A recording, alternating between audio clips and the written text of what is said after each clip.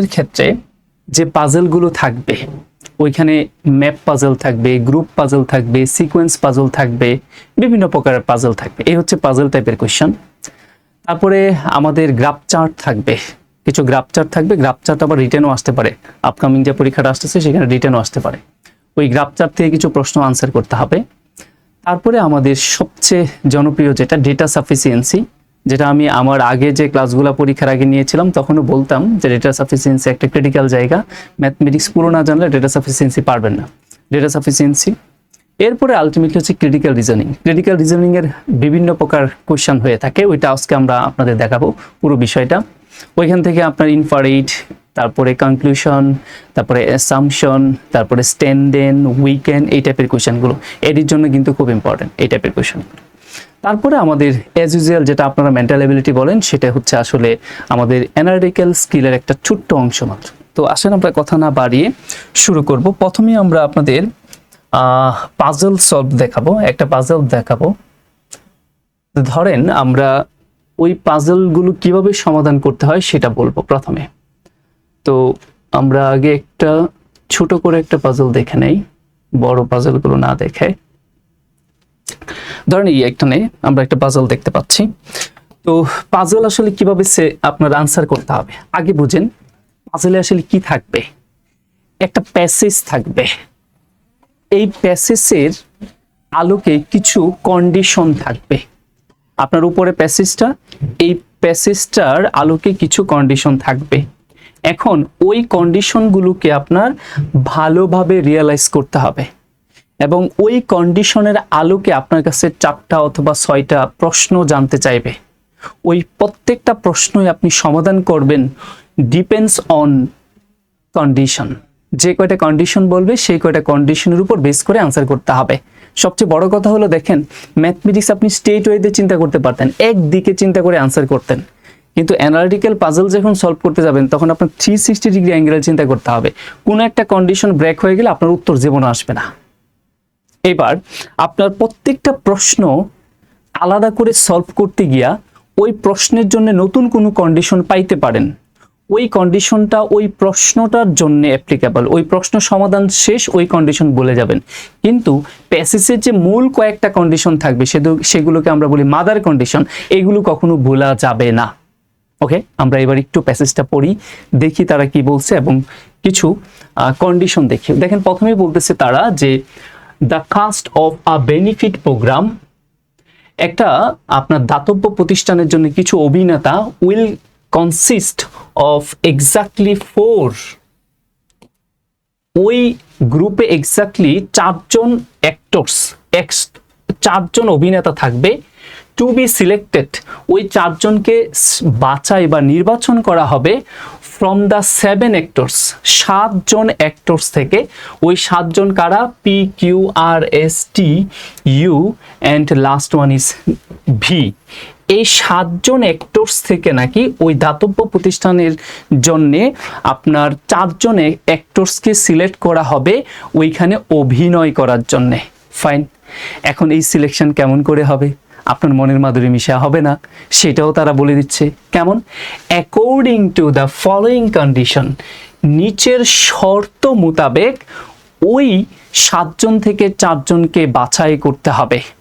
আমরা যখন মূল ক্লাস শুরু হবে তখন অ্যানালিটিক্যাল পাজল সলভ করার জন্য কিছু ওয়ার্ড আছে, কিছু ট্রিক্স আছে, এগুলো আমরা প্রথমেই লিখে দেব। ওকে, আজকে আর দিচ্ছি না। তো আমরা বুঝতে পারলাম আমাদের প্যাসেজটা কি। প্যাসেজের সারমর্মটা হচ্ছে এটা, একটা দাতব্য প্রতিষ্ঠানে অভিনয়ের জন্য 7জন অভিনেতা থেকে 4জনকে সিলেক্ট করবেন। কেমন করে? কন্ডিশন 1। এই কন্ডিশনগুলো খুবই গুরুত্বপূর্ণ, তাই আপনি কন্ডিশনগুলো আগে ভালো করে নোট ডাউন করবেন, বুঝবেন এবং নোট ডাউন করবেন। কন্ডিশনের ওয়ার্ড মিনিংগুলো খুবই জরুরি জানা। এখানে বলতেছে ইদার পি অর টি, তার মানে পি অথবা টি মাস্ট বি মানে অবশ্যই থাকবে ইন দ্য কাস্ট। তারা বলছে ওই আপনি যে 7জন থেকে 4জনকে বাছাই করবেন, ওই 4জনের মধ্যে মাস্ট বি, আমার 1 নম্বর কন্ডিশন কি? মাস্ট বি, সেইখানে পি অথবা টি ওই চারজনের মধ্যে একজন থাকতেই হবে। এবং পরে আবার বলতেছে বাট কিন্তু they cannot both be in the cast. তার মানে তারা যেটা বলতেছে সেটা হচ্ছে পি এবং টি তারা দুইজন একসাথে কখনো থাকতে পারবে না। তাহলে দেখেন আমি নোট ডাউনটা কিভাবে করছি। 7 জন থেকে 4 জনকে বাছাই করবেন, সেই 4 জনের মধ্যে পি অথবা টি তাদের যে কেউ একজন থাকতে হবে। আবার বলতেছে পি টি একসাথে থাকা যাবে না। তাহলে আমি কিভাবে সিম্বল দিয়ে বুঝাইলাম সেভাবে আপনারা নোট ডাউন করে ফেলবেন। ফাইন, 1 নম্বর কন্ডিশন শেষ। 2 নম্বরে বলতেছে if T is in the cast, এটাকে গ্রুপ পাজল বলা হয়। হ্যাঁ, তারা বলছে যে টি যদি আপনার ওই কাস্ট করে বা ওই অভিনয়ে থাকে দেন তাহলে Q must be in the cast, তাহলে অবশ্যই কিউ কাস্ট করবে, অভিনয় করবে। তার মানে এটা কি বোঝাচ্ছে? এটা বোঝাচ্ছে 2 নম্বর কন্ডিশন যেটা, যদি আপনার টি অভিনয় করে তাহলে মাস্ট বি কে অভিনয় করবে? কিউ অভিনয় করবে। এই গ্রুপ পাজলের ইফ দেনের একটা ইস্যু আছে। এই যে এখন যে লাইনটা আসছে না, এটা খুবই ক্রিটিক্যাল একটা লাইন, খুব ভালোভাবে এটা বুঝতে হবে। রকেট নাম্বার চাচ্ছেন, আচ্ছা ঠিক আছে। এখন দেখেন আবারও বুঝেন, 2 নম্বর কন্ডিশন নিয়ে আমি একটু বেশি কথা বলি। কেন বলি? এটার একটা গুরুত্বপূর্ণ ইস্যু আছে। তারা বলছে টি থাকলে মাস্ট বি কিউ থাকবে। আচ্ছা আমি যদি ভাই আপনাকে বলি যে আমার ঠান্ডা লাগছে তাই জ্বর আসছে, এটা কি মাস্ট বি টু না ক্যান বি টু বলেন তো? আমার ঠান্ডা লাগছে তাই জ্বর আসছে, এটা কি মাস্ট বি টু না ক্যান বি টু? কেউ কি বলতে পারেন? Can be. অন্যরা? আমার ঠান্ডা লাগছে তাই জ্বর আসছে, এটা কি মাস্ট বি টু না ক্যান বি টু? সবাই একদম মুখ খুলে কথা বলবেন, আপনারা উন্মুক্ত আলোচনা করবেন, তাহলে বুঝাইতে পারবো। এগুলা কিন্তু খুব মজার বিষয়। আচ্ছা ক্যান বি টু, ফাইন। এবার আসেন আমি ব্যাখ্যা করি, অনেকেই ক্যান বি টু বলছেন। আচ্ছা আমার রেকর্ডিং চলতেছে কিনা দেখেন। আমার ঠান্ডা লাগছে তাই জ্বর আসছে, এটা আমি মাস্ট বি টু বললাম, ক্যান বি টু না। এবার আসেন ব্যাখ্যা করি কেন। ভাই জ্বর কোনো অসুখ না, আপনার শরীরে বডিতে যে কোনো প্রকার অস্বাভাবিক কিছু যদি দেখেন তাহলে আপনার অবশ্যই শরীরে সেখানে কি আসবে, শরীর তার টেম্পারেচার বাড়ায় দিবে, তাপমাত্রা বাড়িয়ে দিবে, জ্বর আসবে। তার মানে ঠান্ডা লাগুক অথবা আপনার আল্লাহ না করুক হাম হোক অথবা অন্য যে কোনো আপনার অসুখ হোক, অথবা আপনার ধরেন একটা সিজনাল ফিভার, আপনার কোনো একটা ভাইরাসে আক্রমণ করলো, তাও তো আপনার জ্বর আসবে। তার মানে ঠান্ডা লাগছে তাই জ্বর আসছে, এটা মাস্ট বি টু। কিন্তু আমি যদি বলতাম যে আমার জ্বর আসছে তাই ঠান্ডা লাগছে, আমার জ্বর আসছে তাই ঠান্ডা লাগছে, এটা ক্যান বি টু হইতো, এটা মাস্ট বি টু হইতো না। কারণ হচ্ছে আমার জ্বর ঠান্ডা লাগার কারণে নাও আসতে পারে, অন্য কোনো কারণে তো জ্বর আসতে পারে। আপনার কেউ একজন আপনাকে ধরেন যে খুব কষ্ট দিয়ে চলে গেল, তাও আপনি বুকের ভিতর ব্যথা লাগবে, যন্ত্রণা লাগবে, আপনার জ্বর আসতে পারে। তার মানে এই যে বিষয়গুলো, এই জিনিসগুলো গ্রুপ পাজলের ক্ষেত্রে খুবই ইম্পর্টেন্ট। এবার আপনাকে এইখান থেকে বের করে নিয়ে আমি আরেকটা সহজ উদাহরণ দিই, তাহলে ওই জিনিসটা বুঝতে পারবেন। যেমন আমরা যদি এইটা বলি যে এখানে ধরেন আপনি এইচএসসি পাস করছেন, তাই আপনি এসএসসি পাস করছেন, বলেন এটা মাস্ট বি টু না can be true? Must be true. তাহলে এটা বোঝাই যাচ্ছে যে আপনি এইচএসসি পাস করছেন, তার মানে আপনি এসএসসি পাস করছেন, এটা মাস্ট বি টু। কারণ হচ্ছে আপনার এইচএসসি পাস করতে গেলে এসএসসি পাস করে আসতে হবে। এখন এইটার আরেকটা মাস্ট বি টু কি হইতে পারে, এইটারই আরেকটা মাস্ট বি টু কি হইতে পারে সেটা আমার খুবই জানা জরুরি। তো সেইটার আরেকটা মাস্ট বি এইটা হইতে পারে, আপনি এসএসসি পাস করেন নাই, তার মানে আপনি এইচএসসি পাসও করেন নাই। দেখেন তো এই জিনিসটারই মাস্ট বি টু, এটা বলা যায় কিনা? ইয়েস অর নো কথা বলবো আমরা সবাই। হ্যাঁ, তাহলে দেখেন আমি এইখানে যে অ্যারেঞ্জটা করলাম, এইচএসসি পাস করছেন তাই আপনি এসএসসি পাস করছেন, এটারই আরেকটা মাস্ট বি টু, আপনি এসএসসি পাস করেন নাই তাই আপনি এসএসসি পাস করতে পারছেন না বা সম্ভব না, এটাও মাস্ট বি টু। তাহলে এইখানে আমি যদি বলি যে টি যদি অভিনয় করে তাহলে মাস্ট বি কিউ অভিনয় করবে, তাহলে এইটার আরেকটা মাস্ট বি কি এটা হইতে পারে না? উল্টায় চিন্তা করেন, কিউ যদি অভিনয় না করে তাহলে অবশ্যই কে অভিনয় করবে না? টি। দেখেন তো বুঝছেন কিনা? টি টি অভিনয় করলে মাস্ট বি কিউ অভিনয় করবে, মানে যেখানেই টি আছে সেখানেই কিউ থাকবে। তাহলে এটার মাস্ট বি কি এটা হইতে পারে না যেখানে কিউ নাই সেখানে টিও নাই? ওইটা বুঝতে গেলে এই লাইনটা খুব সহজে বুঝতে হবে। এইচএসসি পাস করছেন মানে আপনি ক্লিয়ার। যদি এরকম হয় যে যেখানে কিউ আছে সেখানেও টি থাকবে, এরকম কি উল্টাভাবে কি মাস্ট বি টু করা যাবে এই ক্ষেত্রে? হ্যাঁ দেখেন, আমি আপনাকে এটা বললাম, আচ্ছা এইচএসসি পাস করছেন তাই আপনি অবশ্যই এসএসসি পাস করছেন। এখন আপনি কি এটা বলতে পারবেন যে এসএসসি পাস করছি তাই আমি এইচএসসি পাস করছি, এটা কি মাস্ট বি টু বলা যাবে? এসএসসি পাস করছি তাই আমি এইচএসসি পাস করছি, এটা কি মাস্ট বি টু বলা যাবে? না, বলা যাবে এটা কি ক্যান বি টু কিনা? আমি এসএসসি পাস করে বসে রইছি, আমি আর দিলাম না এসএসসি পরীক্ষা, তাহলে আমি পাস করতেও পারি নাও পড়তে পারি। কিন্তু আমি এসএসসি পাস করলাম না, আমি অবশ্যই কি করতে পারবো না? এসএসসি। তার মানে আমি এখানে যদি বলি যে কিউ যদি থাকে তাহলে টি কি থাকতেও পারে নাও থাকতে পারে, ওইটা হলো ক্যান বি টু। তাহলে আমি একটা জিনিসেরই মাস্ট বি টু বোঝানোর জন্য বললাম। এখন কি বুঝছেন এই বিষয়টা? যদি আমি আরেকটা উদাহরণ দিই যে যদি এক্স থাকে তাহলে অবশ্যই ওয়াই থাকবে, বলেন তো এটার আরেকটা মাস্ট বি টু কি হইতে পারে? যদি ওয়াই না থাকে তাহলে এক্সও থাকবে না। অন্যরা ওনার কথা কি ঠিক আছে? ইয়েস। তার মানে আমরা ইফ দেন ইস্যুটা বুঝে গেলাম। গ্রুপ পাজল সলভ করার জন্য মোস্ট ইম্পর্টেন্ট একটা ইস্যু হচ্ছে এই ইফ দেন ইস্যুটা। এটা থাকবে ম্যাক্সিমাম ক্ষেত্রে আপনার ব্যবহৃত, আপনার প্রশ্ন সলভ করতে গিয়ে এইটা ব্যবহার করতে হবে। আমরা এই জিনিসটা ভালো করে ক্লিয়ার করতে হবে। আচ্ছা, এবার আসলে আমরা পরের কন্ডিশনটাতে যাই। আমি জাস্ট এই কন্ডিশনটা এত বেশি গুরুত্বপূর্ণ তাই আমি একটু সময় নিয়ে বললাম, যখন মূল ক্লাসগুলো শুরু করব তখন আরো কথা আছে আমরা গ্রুপ পাজলের ক্ষেত্রে বলবো। এবার আমাদের 3 নাম্বার কন্ডিশনটাতে আসি। ইফ যদি U is in the cast, যদি ইউ অভিনয় করে দেন তাহলে neither T nor Q can be in the cast. তার মানে কি 3 নাম্বার কন্ডিশনে আমাকে বলতেছে যদি ইউ কোনো কারণে অভিনয় করে তাহলে পিও অভিনয় করবে না অথবা আরও অভিনয় করবে না। দেখেন তো বুঝছেন কিনা লাস্ট 3 নাম্বার কন্ডিশনটা? এইবার আচ্ছা, যদি বুঝতে পারেন তাহলে আমাকে বলেন তো এইটারই মাস্ট বিটা কি হবে? মাস্ট বি টু আরেকটা কি হবে এইটারই? যদি পি এর মান থাকে তাহলে ইউ থাকতে পারবে না। এক্স্যাক্টলি, বাহ সুন্দর, এই তো বুঝে গেলেন। আপনার যদি পি অথবা আর অভিনয় করে তাহলে আপনি ধরে নিয়েন ইউ মাস্ট বি অভিনয় করবে না। এইগুলো জানা থাকলে আমাদের এখন খুব সহজে অ্যান্সার করতে পারবো। এই ছিল আমাদের এই প্যাসেজ এর 3টা কন্ডিশন।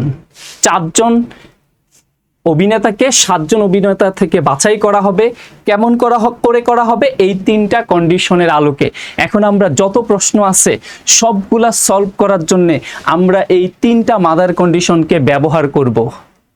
প্রশ্নে নতুন করে কোনো কন্ডিশন আসতে পারে, ওই কন্ডিশনটা ওই প্রশ্ন সমাধান করার জন্য ব্যবহার করব। ওই প্রশ্ন সমাধান শেষ ওই কন্ডিশন ভুলে যাব এবং এই 3টা কন্ডিশন সবসময় মনে রাখবো।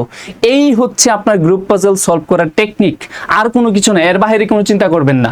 এবার আসেন আমরা প্রশ্ন দেখি কি প্রশ্ন বলছে।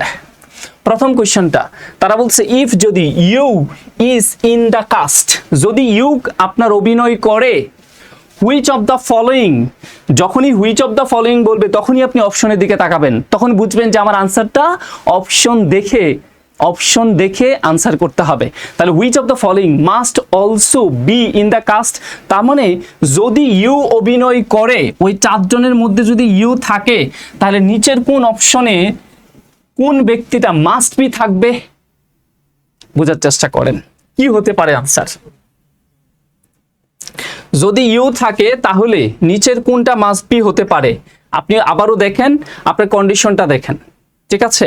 কন্ডিশন বুঝে আনসার করতে হবে। তারা বলতেছে যদি ইউ থাকে তাহলে অবশ্যই কার থাকতে হবে?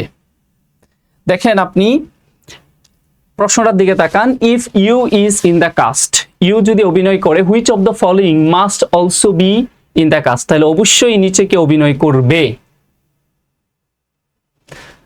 এবার আমি একটু কন্ডিশনগুলো আবার লিখি। আপনি আপনি শুধু আনসারটা এটা বলবেন, অপশন এ হবে না বি হবে এটা বলবেন। আমি প্রয়োজনে আবার এখানে কন্ডিশনগুলো লিখে দিচ্ছি আপনাদের বোঝার সুবিধার্থে। কন্ডিশন 1-এ বলছে পি অথবা টি দুইজনের যে কোনো একজন থাকবে, তবে পি এবং টি একসাথে কোনোভাবেই থাকতে পারবে না, অভিনয় করতে পারবে না। পি এবং টি একসাথে, আমরা কষ্ট করে একটা ভালো করে বুঝি, তারপরে বাকিগুলো সহজে বুঝতে পারবো। 2 নম্বর কন্ডিশন আমাদের যেটা বলছিল, 2 নম্বর কন্ডিশনে ছিল টি থাকলে কিউ থাকবে, টি থাকলে মাস্ট বি কিউ থাকবে। এটার আরেকটা মাস্ট বি হলো যেখানে কিউ নাই সেখানে অবশ্যই কে নাই, টি নাই। আমাদের 3 নম্বর কন্ডিশন ছিল যদি ইউ অভিনয় করে তাহলে নাকি পি অথবা কে আর দুজনের কেউ অভিনয় করবে না। আর এইটার আরেকটা মাস্ট বি হলো পি অথবা আর যদি অভিনয় করে তাহলে কে অভিনয় করবে না, ইউ অভিনয় করবে না। এবার বলতেছে যদি ইউ অভিনয় করে তাহলে মাস্ট বি নিচের কোন জন অভিনয় করবে।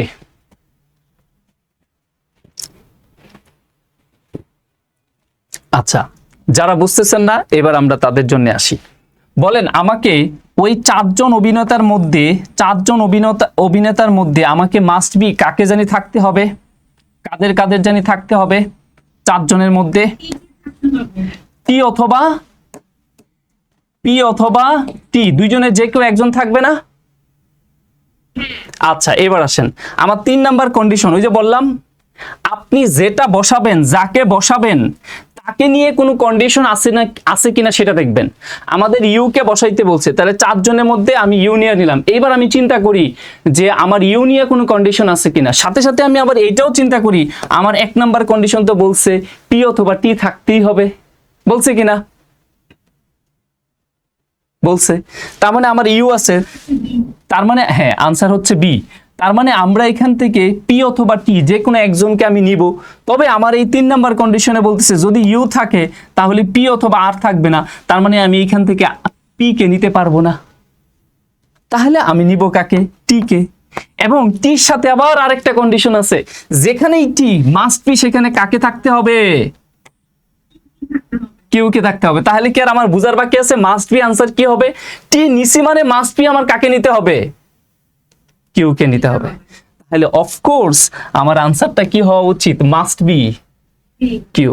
এখন বাকি আরেকজন যাকে ইচ্ছা তাকে নিতে পারেন, কিন্তু আমার ওই 4 জন ফিল আপ করার দরকার নেই। আমার জাস্ট এইটা জানা দরকার যে ইউ যদি থাকে তাহলে আমি মাস্ট বি কাকে নিব। তো ইউ থাকতে গেলে আপনার সাথে সাথে থাকতে হবে পি অথবা টি, তার মানে ইউ থাকলে পি থাকবে না, তাহলে অবশ্যই টি থাকবে। আবার সাথে সাথে এইটাও মাথায় আসতে হবে টি থাকলে না জানি অবশ্যই কে থাকে, কিউ থাকে। তাহলে অবশ্যই এখানে মাস্ট বি কে, কিউ, অন্যরা কিন্তু মাস্ট বি না। সবাই কি ক্লিয়ার? কারো কোনো প্রশ্ন আছে এইটুকুর মধ্যে? আচ্ছা আমরা তাহলে নেক্সটের কোশ্চেনে আসি। মানে বুঝেন না এমন কেউ আছেন নাকি? আজকে আমরা একদম স্পেশাল ক্লাস, সবার সাথে মিলে জিলে ক্লাস করার চেষ্টা করব। মানে কারো কোথাও বুঝতে কোনো ধরনের প্রবলেম হচ্ছে কিনা যদি একটু বলতেন যে এটা বুঝেন না আরেকবার বলে দেন, ইত্যাদি ইত্যাদি। ক্লিয়ার? আচ্ছা তাহলে আমরা আরো একটা কোশ্চেনে আসি, দেখি কি বলছে। 2 নম্বরে বলতেছে ইফ যদি P is in the cast, যদি আপনার পি অভিনয় করে, any of the following groups of 3 could make up the rest of the cast except, তার মানে তারা এটা বলতেছে, আমি সহজ করে বাংলা বললে, যদি পি অভিনয় করে তাহলে এনি অফ দ্য ফলোইং, এই যে নিচের অপশনগুলো দেখতে পাচ্ছেন, any of the following groups of 3, এই অপশনের মধ্যে কয়জনের করে গ্রুপ আছে, 3 জনের গ্রুপ আছে। এই 3 জনের group could make up the rest of the cast except, মানে পি অভিনয় করলে, আমার যদি কোনো কারণে এইখানে পি অভিনয় করে তাহলে আরো তো কয়জন লাগবে, 3 জন লাগবে। সেই 3 জনের গ্রুপ এইখানে দেওয়া আছে, তাহলে সেই কোন গ্রুপটা হবে না, বাকি সবাই হইতে পারবে। কিভাবে বুঝলেন? এই যে এক্সেপ্ট, ব্যতীত, তার মানে নিচের যে 5টা অপশন দেওয়া আছে, 5টা অপশনে সবাই এইখানে হইতে পারবে, একজন ব্যতীত। সে একজন কে? তার মানে এইখান থেকে আমার খুঁজে বের করতে হবে যে পি পি থাকলে এই তিনজনের গ্রুপের আমি চাইলে এ কেও নিতে পারবো, বি কেও নিতে পারবো, সি কেও নিতে পারবো, ডি কেও নিতে পারবো, ই কেও নিতে পারবো, তবে একজনকে নিতে পারবো না। সে কে? যাকে আমি কোনোভাবেই বাকি তিনজনের গ্রুপের মধ্যে নিতে পারবো না। কারো কি মাথায় আসতেছে যে কি আনসার হইতে পারে যে পি নিলে আমার নিচের অপশনের কাকে আমি নিতে পারবো না? যে তিনটা গ্রুপ আছে এই তিনটা গ্রুপের কাকে নিতে পারবো না? একটু ভাবেন, তারপরে আমরা ব্যাখ্যায় যাব। প্রশ্নটা কি ক্লিয়ার? আমাকে শোনা যাচ্ছে?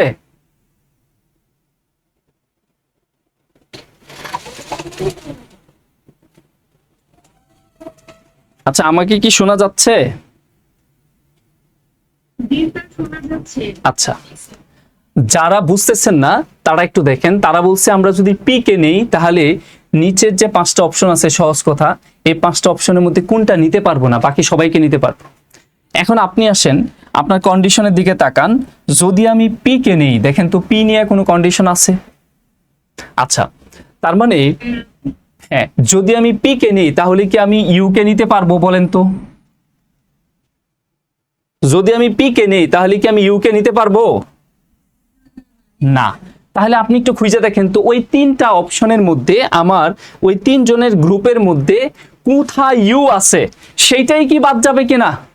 কারণ আমাকে 3 নাম্বার কন্ডিশনে কি বলে দিছিল, লাস্টের কন্ডিশনে যদি ইউ থাকে তাহলে অবশ্যই পি অথবা আর থাকতে পারবে না। আর আরেকটা মাস্ট বি কি ছিল, পি অথবা আর এদের কেউ একজন যদি থাকে তাহলে মাস্ট বি কে থাকবে না, ইউ থাকবে না। মানে আপনি পি কে নিছেন, তাহলে পি থাকা মানে কে থাকা, না থাকা, ইউ না থাকা। তাহলে নিচের কোন অপশনটার মধ্যে দেখেন তো ইউ আছে? পি নাম্বার অপশনে। ইয়েস, অনেকে আনসার করে ফেলছেন। সেটা হইতেছে যে এক নাম্বার কন্ডিশনে তো বলছিল P R T must be থাকবে, কিন্তু এই এক নাম্বার কন্ডিশনে কোথায় বললো যে P R T must be থাকবে? দেখেন তো, এক নাম্বার কন্ডিশনে আপনাকে এইটা বলছে, আমি এখানেই লিখি, এক নাম্বার কন্ডিশনে আপনাকে এইটা বলছে পি অথবা টি দুইজনের যে কোনো একজন থাকবে, তবে পি আর টি একসাথে থাকা যাবে না, এটা বলছিল না? জি স্যার, একসাথে থাকা যাবে না। সেই জন্যই তো ওই যে কিউ আছে দেখে আমার কনফিউশন লাগতেছিল, কারণ হ্যাঁ, এই তো কিউ এই টি থাকলেই কিউ থাকবে, টি তো নাই। কিন্তু ওই যে কিউ তো আছে, এই যে আসেন আসেন, এবার আপনার মজার কন্ডিশনে আসি। আমাদের কন্ডিশনে বলছিল টি থাকলে মাস্ট বি কিউ থাকবে, তো এইটার মাস্ট বি কি এইটা যে কিউ থাকলে মাস্ট বি টি থাকবে? এটা কি মাস্ট বি? এটা তো ভাই ক্যান বি। আপনি এসএসসি পাস করছেন তাই আপনি ধরেন এসএসসি পাস করছেন তাই আপনি এসএসসি পাস করবেন, এটা কি মাস্ট বি? এটা ক্যান বি, হতেও পারে নাও হইতে পারে। তার মানে কি, কিউ আছে তার মানে আমার এখানে টি আছে তার মানে আমার কিউ থাকতেও পারে নাও থাকতে পারে। তো আপনি এইখানে কিউ এর ব্যাপার যেটা বললেন, কিউ থাকলেই তো টি থাকবে না। আমার কথা হলো টি থাকলে অবশ্যই কিউ থাকবে। এখন আমার এখানে টি নাই, তো টি নাই তার মানে আপনি কি বলতে চাচ্ছেন? এখানে আমরা আসলে নিচ্ছি কাকে, পি কে। তাহলে পি এর সাথে সরাসরি আমার কনফ্লিক্ট করতেছে ইউ, কিন্তু আমি বলতেছি, আপনি বলছেন কিউ আছে তাই তো আমি নিতে পারবো না। ভাই আমার কথা হলো আপনি মাস্ট বি টি থাকলে অবশ্যই কিউ নিতে হবে। এখন টি নাই তাই বলে আপনি কিউ থাকবে না সেটা তো বলতে পারবেন না। কিউ থাকতেও পারে কিউ নাও থাকতে পারে, এটা ক্যান বি, তো থাকলে সমস্যা নাই। তো কিউ নিয়ে এই যে আপনারা সবচেয়ে ঝামেলায় পড়বেন, এই যে কিউ নিয়ে আপনি ঝামেলায় পড়বেন। কিন্তু আসল কন্ডিশন কি সেটার দিকে তাকান, পি আছে তার মানে ইউ থাকবে না। কোন কন্ডিশনে ইউ আছে সেটা আমার আনসার, তার মানে আমি এটা নিতে পারবো না, বাকি সবাইকে নিতে পারবো। ওকে, থ্যাংক ইউ। আমরা তাহলে আরো একটা কোয়েশ্চন দেখি, মজার একটা কোয়েশ্চন, বেশ বড় হচ্ছে তাই না? ইফ যদি এস ইন দ্য কাস্ট, যদি আপনার এস অভিনয় করে but needs to be replace, কিন্তু কোনো কারণে এস কে যদি প্রয়োজন পড়ে রিপ্লেস করার, মানে এস এর পরিবর্তে অন্য কাউকে নিবেন অভিনয় করার জন্য, যদি এমন প্রয়োজন পড়ে, which of the following actors, তাহলে এই যে আমার নিচে 5টা অপশন আছে, এই 5টা অপশনের মধ্যে কোন অ্যাক্টরসকে if not in the cast আপনি নিতে পারবেন না, is eligible to replace X regardless of the composition of the rest of the cast. তার মানে আমাকে এখানে বলতেছে সহজ করে, আপনি যদি এসকে কোনো কারণে রিপ্লেস করাইতে চান তাহলে এস এর পরিবর্তে আপনি অবশ্যই এখানে 5টা অপশনের মধ্যে কাকে নিতে পারেন, হুইচ অফ দ্য ফলোয়িং, নিচের কোন actors if not in the cast, যদি কাস্ট না করে আর কি আগে অভিনয়ে, তাহলে সে এলিজিবল টু রিপ্লেস, তাহলে তাকে আপনি রিপ্লেস করতে পারবেন এস রিগার্ডলেস, যদি এস না থাকে অফ দ্য কম্পোজিশন, সেই কম্পোজিশনে of the rest of the cast. তাহলে এস এর পরিবর্তে আপনি এই 5 জনের মধ্যে কাকে নিতে পারেন? দেখি তো কার কি চিন্তা আসতেছে মাথায়। এস এর পরিবর্তে নিবেন, ধরেন কোনো কারণে এস নাই, তো এস এর জায়গায় আপনি অন্য কাউকে নিতে পারেন। সে কে? আপনার কন্ডিশন হলো পি অথবা টি মাস্ট বি থাকতে হবে। 1 নাম্বার কন্ডিশনে পি এবং টি একসাথে থাকতে পারবে না। 2 নাম্বার কন্ডিশন যেটা ছিল আমাদের, টি থাকলে অফকোর্স কিউ থাকতে হবে, আর কিউ না থাকলে টিও থাকবে না। 3 নাম্বার কন্ডিশন ছিল ইউ যদি থাকে তাহলে মাস্ট বি পি অথবা আর থাকতে পারবে না। তার মানে এইটার মাস্ট বি ছিল পি অথবা আর যদি থাকে তাহলে ইউ থাকতে পারবে না। তার মানে এস এর রিপ্লেসমেন্টে দেখেন তো, এস এর সাথে এখানে কারো কোনো কন্ডিশনে জড়িত, এস কে এখানে কারোর সাথে কোনো কন্ডিশনে জড়িত, বলেন তো আপনার আনসার করার ওয়েটা কি হবে? এই কন্ডিশনগুলোর মধ্যে কোথাও এস নিয়ে কোনো কন্ডিশন নাই। তার মানে আমাদের কন্ডিশন হলো টিপি, টি কিউ, ইউ আর এদের নিয়ে। তাহলে আরো কে কে আছে যার সাথে কোনো কন্ডিশন নাই?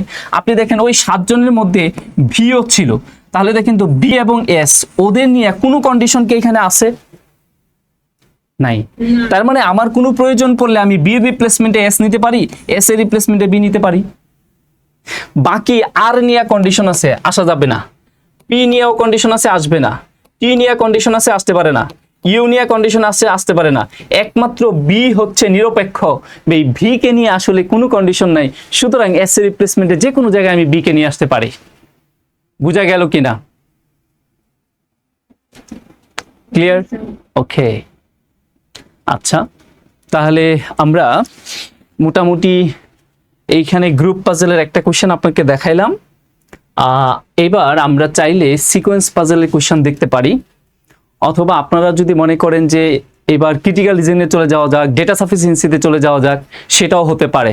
তবে এই পাজলের কোশ্চেন সলভ করতে গেলে বেশ সময় লাগবে। আমরা কি আরেকটা পাজল দেখাবো, না অন্য কোনো টপিকে চলে যাবো? ক্রিটিক্যাল রিজনিং অথবা ডেটা সাফিসিয়েন্সি, অথবা আরও আমার লজিক্যাল রিজনিং আছে ইত্যাদি, আপনাদের অনুমতি সাপেক্ষে যদি বলতেন।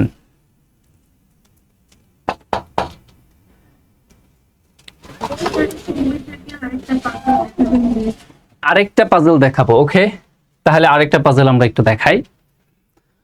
তো এখানে দেখেন তারা কি বলছে, যে এবার আমরা একটা সিকোয়েন্স পাজল দেখাই। এখানে তারা বলছে an observatory is setting up a schedule for school children to view a returning comet। তার মানে তারা বলছে an observatory একটা পর্যবেক্ষণ কেন্দ্র is setting up, সে বসাচ্ছে বা সেট আপ করছে, আর শিডিউল একটা তালিকা অফ স্কুল চিলড্রেনদের একটা তালিকা রেডি করতেছে একজন পর্যবেক্ষক কেন্দ্র একটি। কেন? টু ভিউইং আর রিটার্নিং কম্ব্যাট, একটা ফিরে আসা ধূমকেতু, এইটা দেখার জন্যে। তার মানে একটা ধূমকেতু ফিরে আসতেছে পৃথিবীতে, সেইটা আপনার স্কুল চিলড্রেন যারা আছে, স্কুল গোয়িং চিলড্রেন, ওদেরকে দেখাবে। তো ওদের জন্য একটা শিডিউল তৈরি করতেছে। আচ্ছা, 5 স্কুল ক্লাস, ওই স্কুলের 5টা ক্লাসের একটা শিডিউল করবে। সেই ক্লাসগুলো কি বলে দিচ্ছে, K, L, N, O and P, এই 5টা ক্লাসের একটা শিডিউল করবে। Will each view the comet exactly once during 4 night. তার মানে ওই 4 রাতে আপনার প্রত্যেকে একবার করে সেটা দেখতে পারবে।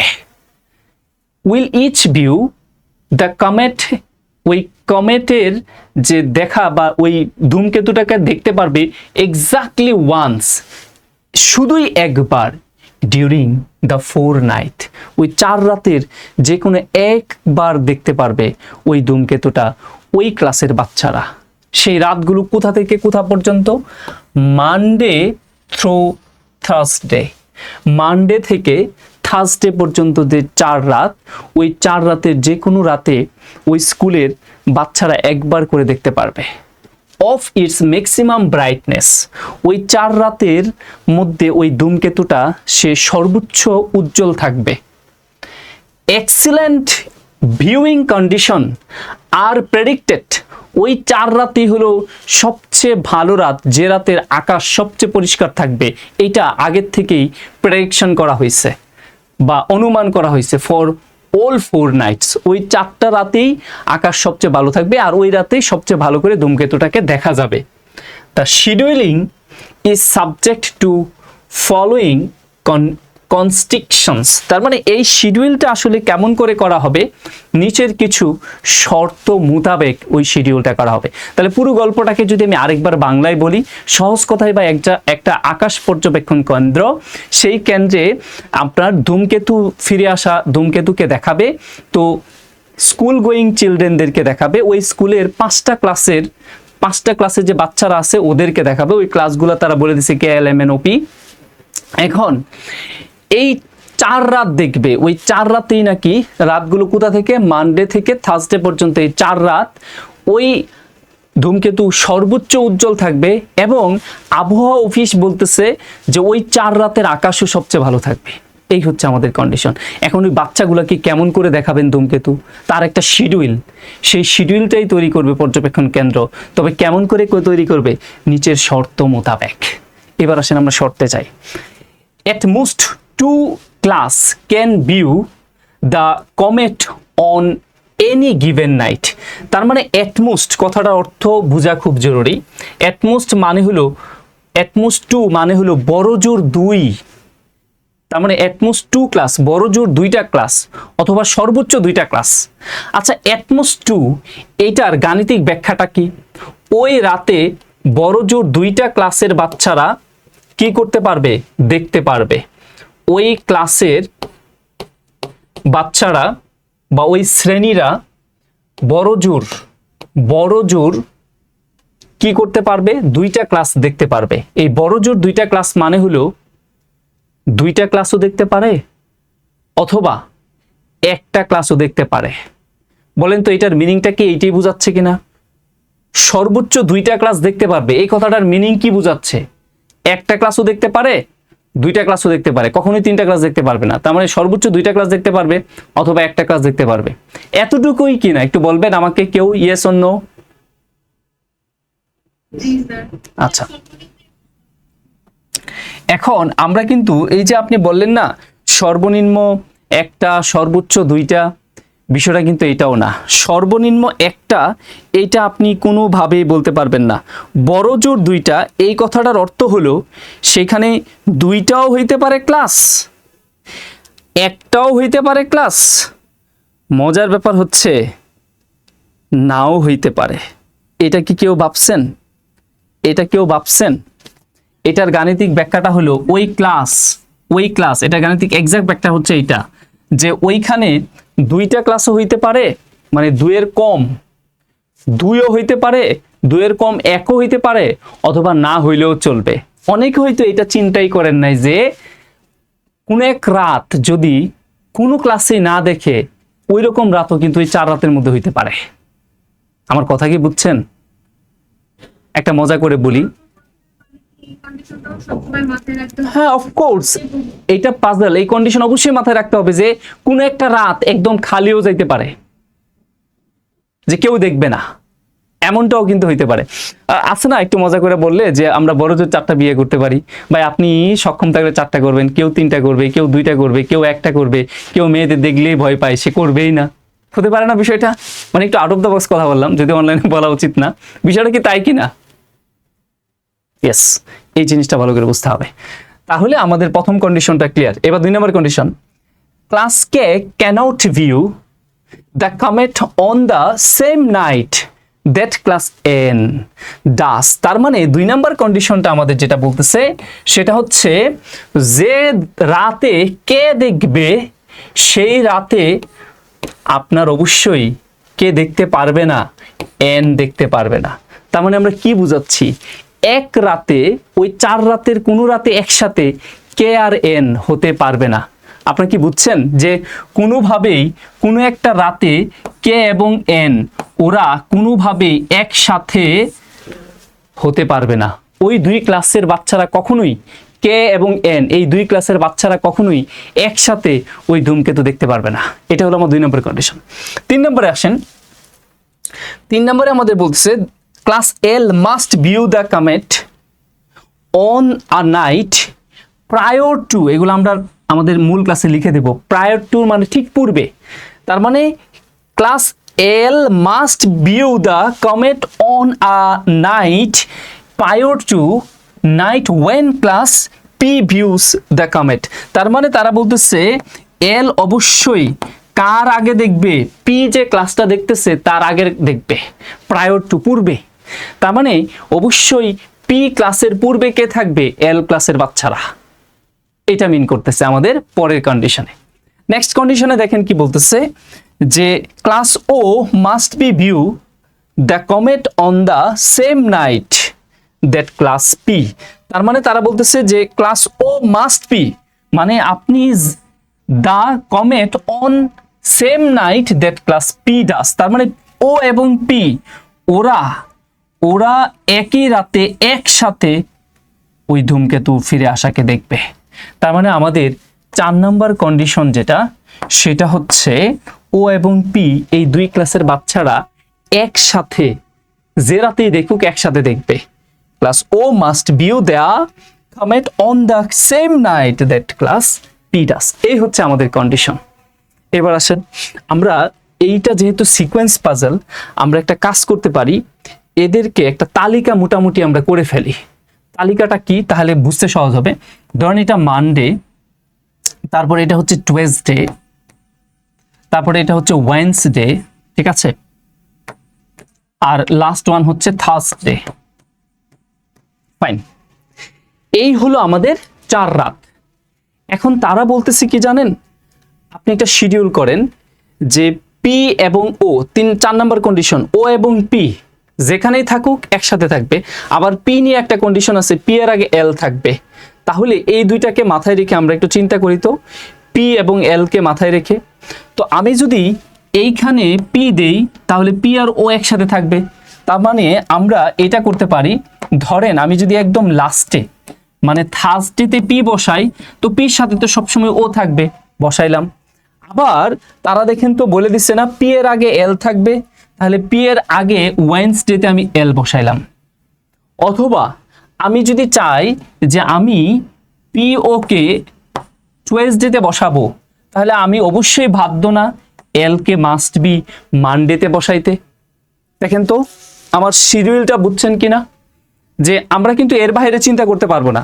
আমাদের কন্ডিশন হচ্ছে পি এর আগে এল থাকবে, তাহলে আমি যদি একদম থার্সডেতে আমাদের যেটা আছে সেখানে যদি আমি পি রাখি, আর পি থাকলে ও থাকবে, আর পি এর আগে এল থাকবে, তাহলে ওয়েডনেসডেতে এল থাকবে।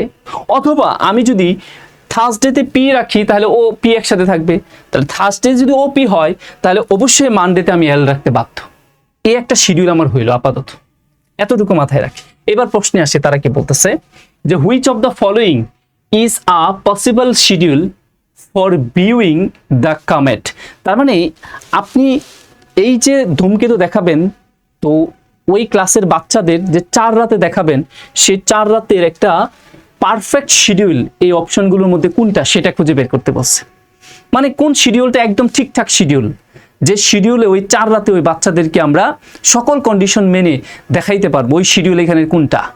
তাহলে এই ধরনের প্রশ্ন কিভাবে অ্যান্সার করতে হবে, জাস্ট যদি ওয়েটা বুঝেন তাহলে ম্যাক্সিমাম ক্ষেত্রে এই টাইপের কোশ্চেন আপনি পাবেন। এই 1 মার্ক আপনি আর অন্য কিছু না বুঝেন, অন্তত এই 1 মার্ক পাবেন। এটা খুব সহজে করা যায়। এখন এইটি আপনার কাছে সবচেয়ে কঠিন লাগবে। কেউ হয়তো চিন্তা করবে আচ্ছা অপশন এ সব ঠিক আছে কিনা, এবার আমাদের 4টা কন্ডিশন দেখবেন যে আসলে 4টা কন্ডিশন কি অপশন এ মানছে কিনা। এইভাবে যদি দেখতে যান তাহলে আপনার অনেক সময় লাগবে। তাহলে ওয়েটা কি?